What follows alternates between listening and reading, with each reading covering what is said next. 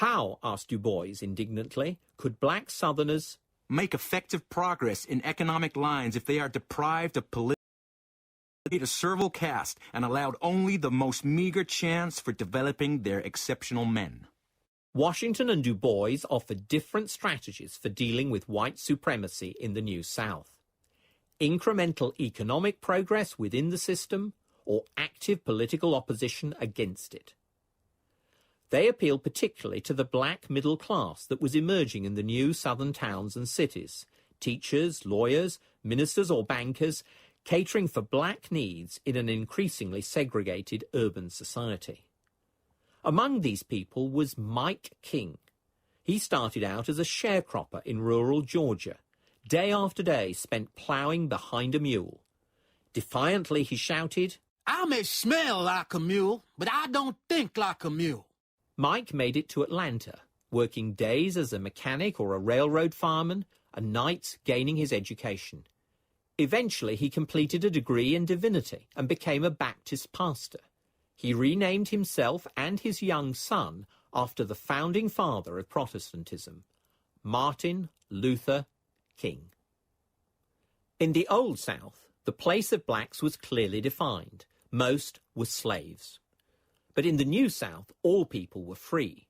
So conservatives drew a new dividing line, white or black. Under what were known obscurely as the Jim Crow laws, black and white were separated in public places, schools, restaurants, housing, even cemeteries. Transport was a particularly sensitive arena, but as Du Bois discovered after riding on a southern train, the Jim Crow car is up next to the baggage car and engine. It stops out beyond the covering in the rain or sun or dust.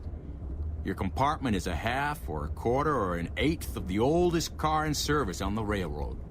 Unless it happens to be a through express, the plush is caked with dirt, the floor is grimy, and the windows dirty. It is difficult to get lunch or clean water.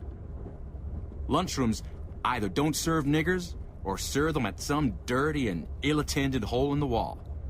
As for toilet rooms, don't. Not all blacks were willing to accept such discrimination. In Louisiana, Homer Plessy, a light-skinned black, deliberately sat in a whites-only part of a train. After refusing to budge, he was arrested and jailed. Plessy and his supporters took the case all the way to the US Supreme Court, but it was rejected in January 1896 with only one dissenting vote. Plessy had based his argument on the 14th Amendment, enacted after the Civil War to affirm the equal rights of all citizens. But according to the court, the amendment could not have been intended to abolish distinctions based upon color or to enforce social, as distinguished from political, equality. The court judged that any state was at liberty to act with reference to the established usages, customs, and traditions of the people, and with a view to the promotion of their comfort and the preservation of the public peace and good order. The Plessy case was a landmark decision. The Supreme Court affirmed that segregation was constitutional as long as the facilities were separate but equal. That, of course, was rarely the case, but the court also stated that it was up to the states, not the federal government, to maintain equal standards.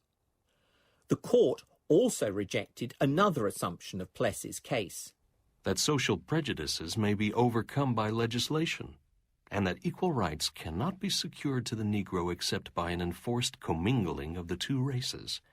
We cannot accept this proposition. If the two races are to meet upon terms of social equality, it must be the result of natural affinities, a mutual appreciation of each other's merits, and a voluntary consent of individuals. It would be over half a century before the Supreme Court changed its mind about the enforced commingling of races. When it finally overturned the Plessy separate but equal verdict in 1954, this opened the floodgates to affirmative action on behalf of black rights.